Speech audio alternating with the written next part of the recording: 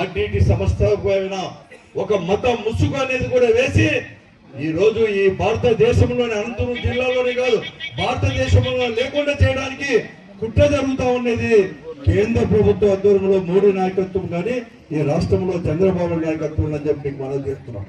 రోజు నేను అందరినీ కూడా ఈ వేదిక ద్వారా నేను హెచ్చరిస్తున్నాను ఈ ప్రభుత్వాన్ని.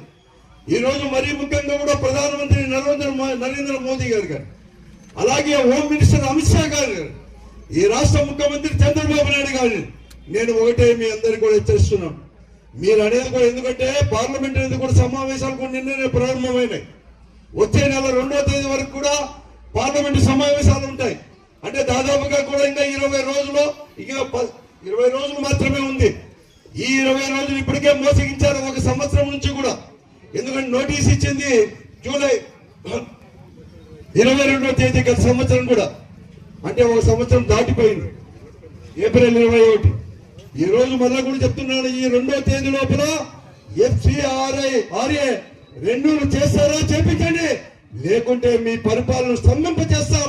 ఈ జిల్లాలో కలెక్టర్ ఆఫీసులోనే అందరూ కూడా ప్రజలు, ఈ జిల్లాలో ప్రజానికం ముఖ్యంగా గ్రామీణ ప్రాంతాల ప్రజానికం అంతా కూడా కలెక్టర్ ఆఫీస్ అంతా కూడా నింపేసి మళ్ళా కూడా FCRA వచ్చేంత వరకు కూడా పక్కకు కదలం, అక్కడే వంటలు చేసుకోవడానికి కూడా సిద్ధం అని చెప్పేసి కూడా ఈ జిల్లా ప్రజలను చెప్పేసి కూడా వైఎస్ఆర్ కాంగ్రెస్ పార్టీ తరఫున హెచ్చరిస్తున్నాం.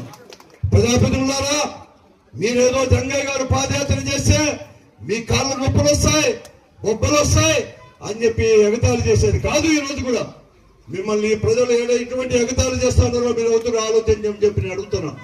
ఈ ప్రజలకు కావాల్సింది ఆర్టీటీ మంచి సేవ. మీరిచ్చే చీప్ ప్యాకెట్లు సారాయంగల్లో సారాయి బాటల్లో మాత్రం కాదు అని చెప్పేసి కూడా ప్రజాప్రతినిధులు కూడా గ్రహించాలని చెప్పేసి నేను చెప్తా ఉన్నాను. ఈ రోజు నేను అందరూ కూడా ప్రజానికం తరఫున వైఎస్ఆర్ కాంగ్రెస్ పార్టీ, కలిసి వచ్చే పార్టీలు, ప్రజా సంఘాలు అందరూ కూడా కలిసేసి కూడా స్తంభింపజేయడానికి, పరిపాలన స్తంభింపజేయడానికి కూడా వెనకాడం జాగ్రత్త సుమా అని చెప్పేసి కూడా తెలుసు.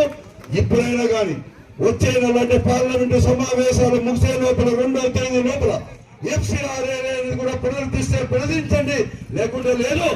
మీ ప్రజాప్రతినిధులు ఈ జిల్లాలోని 14 మంది ఎమ్మెల్యేలని, 2 ఎంపీలని, ఎమ్మెల్సీలు ఎవరైనా ఉంటే వారు కూడా అక్కడ తెలుగుదేశం అధికార పార్టీకి సంబంధించిన వారందరినీ కూడా నేను ఒకటే కోరుతా ఉన్నాను, మీరు పోయి ఢిల్లీలో కూర్చొని వచ్చే నెల 2వ తేదీ లోపల తీసుకొని రండి, లేకుంటే మాత్రం తీవ్రమైన పరిణామాలు కూడా ఉంటాయని చెప్పేసి కూడా హెచ్చరిస్తూ